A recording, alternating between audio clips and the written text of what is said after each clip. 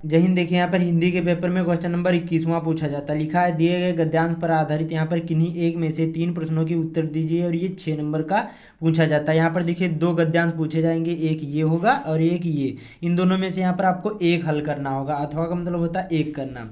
तो आज की वीडियो में आप लोगों को बताऊंगा कि संदर्भ कैसे लिखना है, उसके बाद में रेखांकित अंश की व्याख्या कैसे करना है, फिर एक जो क्वेश्चन होता है इसको कैसे हल करना है। वीडियो के आखिर में बताऊंगा ये जो पैराग्राफ होता है इसको पहचानने की ट्रिक बिना पढ़े हुए। तो चलिए शुरू करते हैं। ध्यान से वीडियो को देखना, बहुत ज़्यादा इंपॉर्टेंट है। तो हम क्या करेंगे, सबसे पहले देखिए जो यहाँ पर 20 MCQ पूछे जाते हैं उसके बाद में सीधा यहाँ पर देखिए आपको गद्यांश पद्यांश लिखना आता है, लिखने को आता है। तो ये बहुत ज़्यादा इंपॉर्टेंट हो जाता है। तो ध्यान से वीडियो को देखना, एक एक करके सारी चीज़ें बताऊंगा। तो हमें क्या करना है, सबसे पहले दोनों पैराग्राफ पढ़ लेना है। जो समझ में पहला आ जाए तो उसको करना है, ना समझ में आए तो दूसरा करना है, ठीक है। अब देखिए जब आप लोग गद्यांश को पढ़ोगे तब आपको पाठ का नाम पता होगा, लेखक का नाम पता होगा, तभी ये सारी चीज़ें आपको हल कर पाओगे, वरना आप लोग ये क्वेश्चन नहीं हल कर पाओगे। पहला क्वेश्चन तो हल नहीं कर पाओगे। तो क्या लिखा है यहाँ पर देखिए, सबसे पहले पहला ही यहाँ पर पैराग्राफ पढ़ लेते। क्या लिखा, अश्वारोही पास आया, ममता ने रुक रुक कर कहा कि मैं नहीं जानती वह शहंशाह था या साधारण मुगल, पर एक दिन इसी झोपड़ी के नीचे वह रहा। मैंने सुना था कि वह मेरा यहाँ पर घर बनवाने की आज्ञा दे चुका है। अब देखिए इसमें ममता शब्द दे दिया गया, तो पूरा पैराग्राफ पढ़ने की ज़रूरत नहीं है। तो जब ममता दे दिया गया तो क्लास 10th यहाँ पर देखिए हिंदी के पेपर में, यहाँ पर हिंदी के विषय में यहाँ पर जो ममता है ये पाठ का नाम है और इसके लेखक कौन है, जयशंकर प्रसाद। तो हमें पहला क्वेश्चन करना है, 21वां क्वेश्चन है। कोई भी प्रश्न नहीं उतारना, जैसे जैसे मैं आप लोगों को बताऊंगा ऐसे ही करना है। बोर्ड एग्जाम की कॉपी में टाइम बचेगा और पूरे के पूरे नंबर मिलेंगे, एक भी नंबर नहीं कटेगा। तो हमें क्या करना है, सबसे पहले इस प्रकार से लाइन खींच लेना है पटरी से। उसके बाद में यहाँ पर आपको लिखना है, कोई भी प्रश्न नहीं उतारना। सबसे पहले प्रश्न नंबर 21वां है। कोई कोई बार एक पूछा जाता है तो आप लोग कंफ्यूज ना होना। तो यहाँ पर आपको लिखना है प्रश्नोत्तर, उसके बाद में यहाँ पर संख्या कितना है, यहाँ पर 21वां। तो यहाँ पर हम कर देंगे 21वें। अब देखिए 2 पूछे जाते हैं, एक ये का वाला एक खा वाला। तो हमें पहला पता है तो पहला ही करेंगे, दूसरा जो पता हो आप लोग दूसरा करो। वैसे दोनों हमें पता है लेकिन आपको जो पता है वही आपको करना है, ठीक है। कन्फर्म पता है तभी करना है, क्योंकि ये आपका जो फर्स्ट पेज होगा यही आपको लिखने को आएगा। तो यहाँ पर हम क्या करेंगे, का वाला ऐसे डाल देंगे, देन यहाँ पर नीचे लाइन खींच देंगे। उसके बाद में अब क्या करेंगे, अब लिखेंगे संकेत। अब देखिए संकेत क्या होता है, बहुत सारे लोगों को पता नहीं होगा।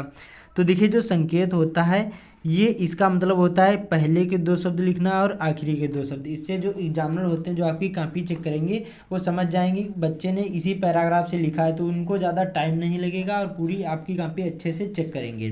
तो अश्वारोही पास और आखिरी में जाती हूँ, ये आपको लिख देना है और इसको नीले पेन से लिखना है। ध्यान रखना आपको डॉट वाले पेन यूज़ करना है, आपको कोई भी जेल पेन नहीं यूज़ करना है बोर्ड एग्जाम की कॉपी में। तो यहाँ पर लिख देंगे, यहाँ पर अश्वारोही, यहाँ पर पास, फिर उसके बाद में यहाँ पर डॉट डॉट करके आखिरी में क्या लिखेंगे, यहाँ पर जाती हूँ।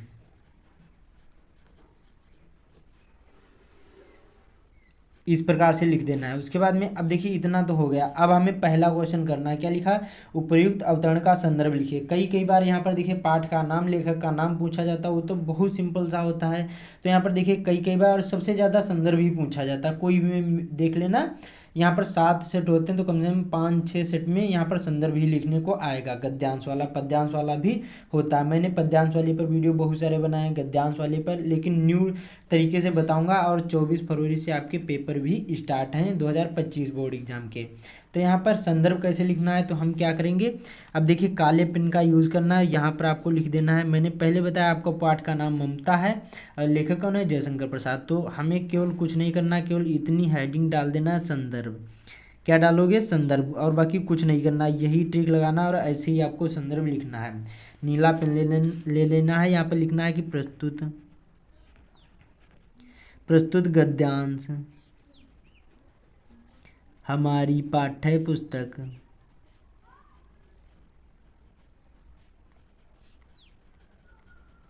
उसके बाद में आगे लिखना, इसी में हिंदी के सबसे सिंपल सा बता रहा हूँ, इससे आपको हमेशा हमेशा के लिए याद हो जाएगा। कोई भी गद्यांश आए अभी बताऊंगा, उसी ट्रिक से लिख देना हिंदी के। यहाँ पर अब क्या करना, पाठ का नाम इसको काले पेन से लिख देना है। पाठ का नाम क्या है, ममता, मैंने पहले ही बताया। तो यहाँ पर ममता नामक पाठ से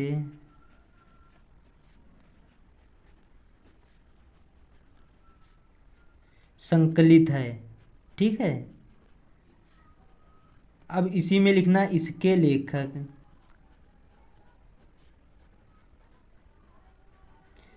अब जयशंकर प्रसाद हैं, इनको आपको भी काले पेन से लिख देना। ठीक है, इससे अच्छी आपकी जो कॉपी होगी वो अच्छी दिखेगी। जय यहाँ पर शंकर प्रसाद इस प्रकार से लिख देना है। बस हो गया आपका संदर्भ। अब कोई भी संदर्भ लिखने को आए, केवल पाठ का नाम चेंज कर देना है, लेखक का नाम चेंज कर देना, बाकी आपको यही पैटर्न यूज करना। सबसे सिंपल सा, एक भी नंबर नहीं कटेगा, एग्जामिनर आपको फुल के फुल अंक देगा। ठीक है, तो यही ट्रिक लगाना है। जैसे दूसरा आ जाता है, जैसे ममता, ये तो पाठ है। जैसे मित्रता पाठ होता तो कैसे लिखते कि प्रस्तुत गद्यांश हमारी पाठ्य पुस्तक। यहाँ पर हिंदी के यहाँ पर क्या कर देते, यहाँ पर ममता की जगह पर मित्रता नामक पाठ से संकलित है। उसके बाद में इसके लेखक क्या हो जाते, आचार्य रामचंद्र शुक्ल हो जाते। बस सिंपल सा, केवल आपको ना यहाँ पर लेखक का नाम चेंज कर देना है और पाठ का नाम, बाकी जो मैंने काले पेन से लिखा, बाकी सेम ही ऐसे ही आपको इसको याद कर लेना। बहुत सिंपल सा है। देन पूछा जाएगा रेखांकित अंश की व्याख्या। अब देखिए, जो यहाँ से ये लाइन जो खींची हो आपके जो यहाँ पर पैराग्राफ में, वहीं तक आपको केवल व्याख्या करना। व्याख्या का मतलब होता है ये जो यहाँ लिखा गद्यांश, ये अपनी भाषा में लिखना, या ज्यों का त्यों भी उतार दोगे तब भी नंबर मिल जाएंगे। तो हम क्या करेंगे, इसको इस प्रकार से लिख देंगे। यहाँ पर बी ऐसे करेंगे और यहाँ पर हेडिंग डाल देंगे रेखांकित अंश की व्याख्या। यहाँ पर अंश की व्याख्या इस प्रकार से। उसके बाद में मैं पहले लिख लेता हूँ, उसके बाद में अच्छी तरीके से समझा दूंगा। यहाँ से आपको लिखना है कि मैंने सुना था कि वह यहाँ पर मेरा घर बनवाने की आज्ञा यहाँ पर दे चुका है। मैं आजीवन अपनी झोपड़ी खुदवाने के डर से भयभीत रही है और भगवान ने सुन लिया, मैं इसे आज छोड़े जाती हूँ। बस इतना ही आपको व्याख्या करना है। तो इसको सबसे पहले लिख लेते, उसके बाद में अच्छी तरीके से समझा दूंगा। तो देखिए इस प्रकार से आपको लिख लेना है। तो आगे लिखना है, इसमें देखिए ममता कहते हैं यहाँ पर, देखिए जाते समय मैंने सुना था कि वह यहाँ पर अपनी किसी आदमी को मेरा घर बनवाने की आज्ञा दे चुका था। उसके बाद में उस दिन से आज तक मुझे यह भयभीत यहाँ पर भय सताता रहा कि पता नहीं कब मेरी झोपड़ी गिराकर मकान बनवा दे। शायद भगवान ने मेरी सुन ली और यहाँ पर इसलिए अब मैं इसे स्वर्गलोक यहाँ पर प्रस्थान कर रही हूँ और अब तुम यहाँ मकान बनाओ या महल। बस 2 नंबर मिल जाएंगे। और कुछ गलत हो जाए तो एक बार काटना, ज़्यादा उसको हाईलाइट नहीं करना, ये भी ध्यान रखना है। टाइम बचेगा, अच्छी तरीके से पूरा पेपर सॉल्व भी कर पाओगे। ठीक है, कोई भी प्रश्न नहीं उतारना है, कुछ भी नहीं करना, जैसे जैसे मैंने बताया यही ट्रिक लगाना है, बस ऐसे ही करना है, हेडिंग डालकर ही लिखना है। ठीक है, टाइम बचेगा। उसके बाद में पूछा जाएगा ममता के आजीवन भयभीत रहने का क्या क्या, क्या कारण था। तो यहाँ पर देखिए ये क्वेश्चन का आंसर इसी में मिल जाएगा। ये देखिए वह इसलिए भयभीत रहती थी कि मैं अपने आजीवन यहाँ पर देखिए अपनी झोपड़ी खुदवाने के डर से भयभीत रहती थी। तो यही कारण था कि वह अपनी झोपड़ी खुदवाने के डर से भयभीत रहती थी। तो यही इसका इस प्रकार से लिख देना है। सी वाला ऐसे डाल देना, रोमन अंकों में तो रोमन अंकों में लिखना, जैसे हो ऐसे लिख देना। ममता आजीवन अपनी झोपड़ी खुदवाने के डर से भयभीत रहती थी। तो ऐसे ही आपको करना है, न्यू पेज से स्टार्ट करना है। गद्यांश वाला ऐसे आपको संदर्भ लिखना है, रेखांकित अंश की व्याख्या कर लेना है। देख लीजिए इसी पैटर्न पर आपको लिखना है। और जैसे देखिए ये खंड बा हो और पहले से शुरू होता है तो ऊपर आपको खंड बा काले पेन से डाल देना है। ऐसे हेडिंग डालकर ही आपको लिखना है, प्रश्नोत्तर संख्या डालकर, बस ऐसे ही लिखना है।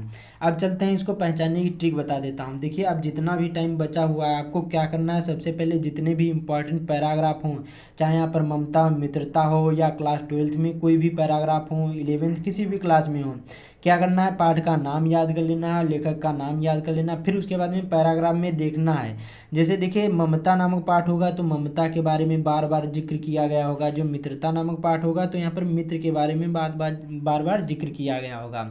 जैसे दूसरा होता है यहाँ पर देखिए, सपोज करिए यहाँ पर देखिए मैंने यहाँ पर बहुत सारे यहाँ पर लिखे हुए हैं पेपर। यहाँ पर देखिए ये देखिए 2025 का पेपर है, इसको भी मैं आप लोगों को बताऊंगा।